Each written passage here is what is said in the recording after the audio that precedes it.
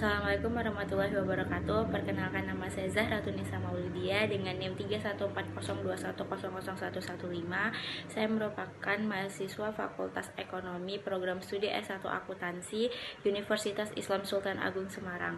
Pada kesempatan kali ini saya akan menjelaskan tentang istihsan. Video ini ditujukan untuk memenuhi tugas mata kuliah Islam dan Disiplin Ilmu dengan dosen pengampu Bapak Dr. Andes Haji Bejo Santoso, MT PhD. Pengertian istihsan. Secara bahasa, istihsan berasal dari istisana yastasinu istihsan yang artinya menganggap baik. Kata dasarnya adalah hasan yang artinya baik dan lawannya adalah kuf yang artinya buruk. Definisi istihsan yang paling tepat karena mencakup semua macam istihsan adalah istihsan yaitu berpalingnya seorang mujtahid dari hukum yang biasanya dia putuskan untuk masalah-masalah yang semisal pada suatu kasus tertentu karena adanya alasan yang lebih kuat. Definisi ini disampaikan oleh Imam Ghazali. Ada dua definisi istihsan yang dianggap kurang tepat, yaitu istihsan yaitu sebuah dalil yang terasa janggal pada diri seorang mujtahid dan dia tidak mampu untuk menerangkannya sehingga dia pun tidak mampu untuk memunculkannya. Jadi, pada intinya istihsan ini adalah bersifat dalil yang bersifat misterius. Definisi tersebut dicela oleh banyak ulama karena ketidakmampuan seorang mujtahid untuk memahami dalil berarti hal itu termasuk uam. Terlalu banyak tidak tahu daripada tahunya, bukan zan, di mana zan ini merupakan batas minimal untuk memutuskan perkara. Lalu yang kedua ada istihsan, yaitu apa-apa yang dianggap baik oleh seorang mujtahid berdasarkan akalnya. Definisi di atas juga ditentang oleh banyak ulama. Secara tegas, Imam Shankiti menolak kedua definisi di atas. Beliau menyampaikan, dua definisi itu sudah jelas salah karena seseorang mujtahid tidak berhak untuk berargumen berdasarkan akalnya semata untuk bersisihan, sebagaimana dia juga tidak berhak bersisihan terhadap apa-apa yang dia tidak mampu jelaskan alasannya. Contoh istihsan. 1. Hukum Ba'i Salam. Ba'i Salam itu artinya membeli buah-buahan yang belum ada, jadi baru pesan tapi uangnya sudah diberikan sekarang. Misalnya, kita itu memesan sebuah buah mangga kepada pedagang, padahal belum masanya pohon mangga berbuah, lalu kita kasih uangnya sekarang. Hukum akad jual beli barang yang belum ada wujudnya itu sebenarnya tidak boleh dan tidak sah. Namun, hal itu ternyata diperbolehkan oleh Rasulullah Shallallahu Alaihi Wasallam, sehingga hadis ini merubah hukum sesuatu yang semula tidak sah menjadi sah. Perbuatan Rasulullah Shallallahu Alaihi Wasallam membolehkan sa'i salam, ini disebut sebagai istihsan. Yang kedua ada hukum istisna.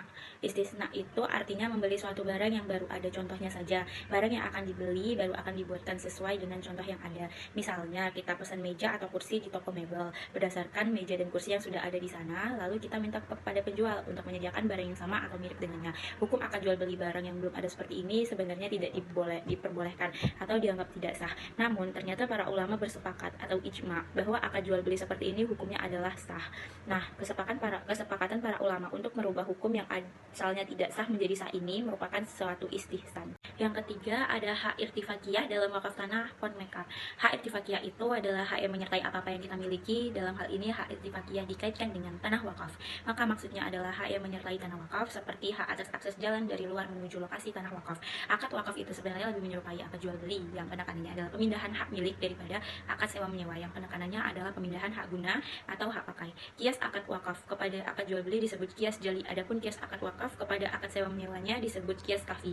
Bila kita menggunakan kias kafi, maka kita telah menggunakan salah satu dalil yang disebut dengan istihsan. Yang keempat ada hukum wakaf tunai. Pada dasarnya wakaf itu harus merupakan benda yang tidak bergerak. Namun ternyata adat-adat kebiasaan yang dilakukan oleh masyarakat untuk melakukan wakaf berupa uang, sehingga para ulama pun memperbolehkan wakaf berupa benda bergerak. Misalnya wakaf uang ini. Inilah yang disebut dengan wakaf tunai. Di mana asalnya wakaf tunai itu tidak sah, namun karena ada adat kebiasaan masyarakat untuk melakukan wakaf tunai, maka para ulama pun memperbolehkannya. Perubahan hukum dari tidak boleh menjadi boleh atau tidak sah menjadi sah ini disebut sebagai istihsan. Yang kelima ada hukum memecahkan gelas di toko tanpa sengaja. Orang yang melakukan suatu tidak sengaja itu sebenarnya tidak bisa dimintai pertanggungjawaban, termasuk orang yang memecahkan gelas maupun piring di toko. Bila hal ini dipertahankan, boleh jadi membuat para calon pembeli kurang berhati-hati sehingga yang menanggung kerugian adalah pemilik toko. Oleh karena itu, pemilik toko pun membuat pengumuman bahwa barang yang rusak atau pecah karena perilaku calon pembeli, meskipun tidak sengaja, merupakan tanggung jawab orang yang berusaha atau memecahkannya. Perubahan hukum ini adalah disebut sebagai istihsan. Yang keenam ada hukum membaui aroma makanan. Ketika kita sedang berpuasa, kita dilarang untuk membaui aroma makanan karena hal itu sama saja dengan makan, bikin kita merasa kenyang sehingga puasa kita menjadi batal. Namun orang yang sedang masak di dapur tidak bisa menghindari hal itu karena dia harus tetap tinggal di dapur. Oleh karena itu, orang yang sedang memasak itu puasanya tetap sah. Perubahan hukum ini disebut sebagai istihsan. Macam-macam dari istisan. Istisan berdasarkan nas, artinya istisan yang dilakukan berdasarkan adanya nas yang menjelaskan hukum kasus terkait. Misalnya hukum jual beli secara inden, jual beli yang barangnya belum ada, jual beli yang dengan sistem inden sebenarnya bertentangan dengan kaidah umum bahwa seseorang tidak bisa menjual sesuatu yang belum dia miliki. Jual beli itu barangnya harus sudah ada. Namun terdapat sebuah hadis yang memperbolehkan jual beli dengan sistem inden atau ba'i salam. Adakah Nabi Muhammad SAW baru saja hadir di kota Madinah, sementara penduduk Madinah bisa melakukan jual beli kurma secara inden atau ba'i salam? Maka Nabi bersabda, barang siapa melakukan jual beli secara inden, hendaknya dia melakukannya dengan takaran yang jelas, timbangan yang jelas, dengan tempo yang sudah pasti. Hadis riwayat Bukhari dan Muslim. Istisan berdasarkan ijma. Ijma artinya kesepakatan para ulama. Istisan berdasarkan ijma artinya istisan yang dilakukan berdasarkan adanya ijma dalam hukum kasus terkait. Istisan berdasarkan kias kafi. Kias kafi merupakan kebalikan kias jali. Bila kias kafi itu sifatnya samar dan lemah, maka kias jali itu sifatnya terang dan kuat.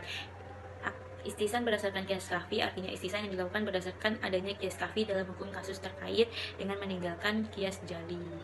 Istisan berdasarkan urf. Urf adalah adat istiadat dan tidak bertentangan dengan syariat Islam. Apabila urf tidak bertentangan dengan syariat Islam, maka ia bisa menjadi dalil yang cukup kuat. Namun apabila bertentangan dengan syariat, maka urf tidak dianggap dan tidak bisa digunakan sebagai dalil.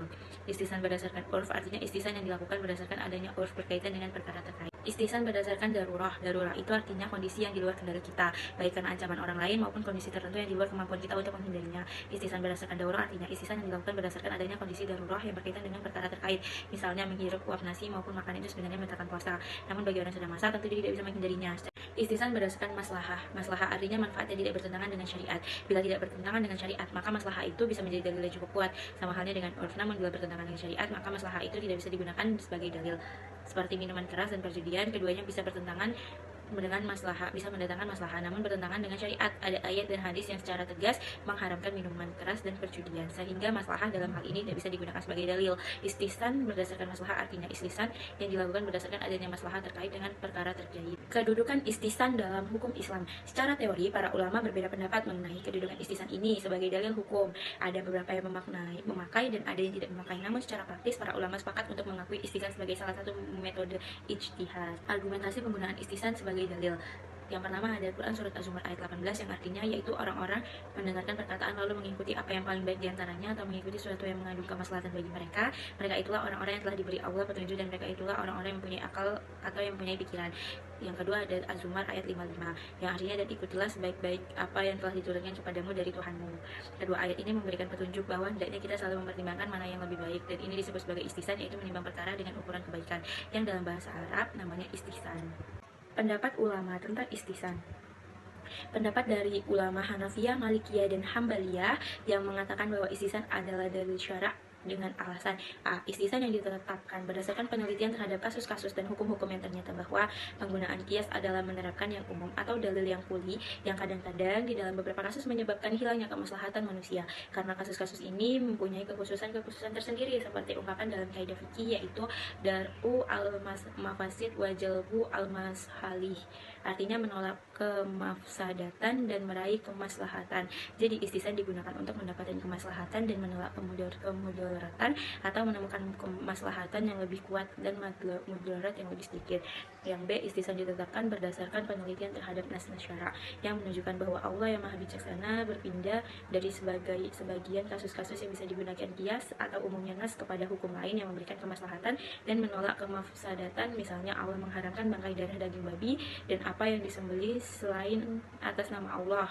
Allah berfirman dalam surat Al-Baqarah ayat 173 yang artinya sesungguhnya dia hanya mengharamkan atasmu bangkai, darah, daging babi, dan daging hewan yang disembelih dengan menyebut nama selain Allah. Ulama-ulama yang menolak istisan sebagai dalil syara' mereka beralasan sebagai berikut. A. Syariat itu berupa nas atau mengembalikan kepada nas dengan kias. Maka di manakah letaknya istisan, dan dalam hal ini bertentangan dengan firman Allah Subhanahu wa taala yang terdapat dalam Al-Qur'an surat Al-Qiyamah ayat 36 yang artinya apakah manusia mengira bahwa ia akan dibiarkan begitu saja tanpa pertanggungjawaban. Yang B, istisan tidak ada dalilnya dan tidak ada ukuran-ukuran untuk mengkiaskannya. Sehingga apabila dihadapkan kepada seseorang mujtahid suatu kasus, maka dia akan menetapkan hukum sesuai dengan apa yang dianggap baik sesuai dengan seleranya. Yang C, apabila istisan diperbolehkan dalam berijtihad yang tidak berdasarkan dengan nas atau tidak dikembalikan kepada nas, maka istisan boleh dilakukan oleh siapa saja meskipun tidak mengetahui Al-Quran. Atas dasar alasan-alasan ini, maka Imam Asy-Syafi'i berkesimpulan bahwa man istahsana faqad syara', artinya barang siapa menetapkan hukum dengan istisan berarti dia telah membuat syariat sendiri. Pendapat yang menyatakan bahwa istisan adalah dalil syara' bukan juga dengan dalil yang mustakil, akan tetapi kembali kepada dalil syara' yang lain. Sebab setelah diteliti, tujuan pokok istisan itu tetap kembali kepada maslahat. Pendapat ini dipegang antara lain oleh Imam Asy-Syafi'i di dalam menentang istisan yang kemudian kita bandingkan dengan definisi istisan yang telah dikemukakan di atas. Tidak ada pertanggungjawaban atas prinsip. Alasan baik mazhab Syafi'i maupun mazhab Hanafi apabila istisan diartikan sebagai apa-apa yang dianggap baik oleh manusia saja sesuai dengan keinginan hawa nafsu tanpa adanya dalil, sehingga yang demikian itu adalah batil dan tidak bisa diterima. Imam Asy-Syaukani mengenai hal ini mengatakan bahwa orang yang mengambil istisan sebagai dalil tidaklah ia semata-mata mendasarkan pendapatnya kepada perasaan dan syahwatnya, tetapi ia kembali kepada apa yang ia ketahui tentang maksud syara' secara keseluruhan. Sekian penjelasan saya tentang istisan pada hari ini. Apabila ada kesalahan dalam penyampaian, mohon dimaafkan. Wabillahi taufiq wal hidayah. Wassalamualaikum warahmatullahi wabarakatuh.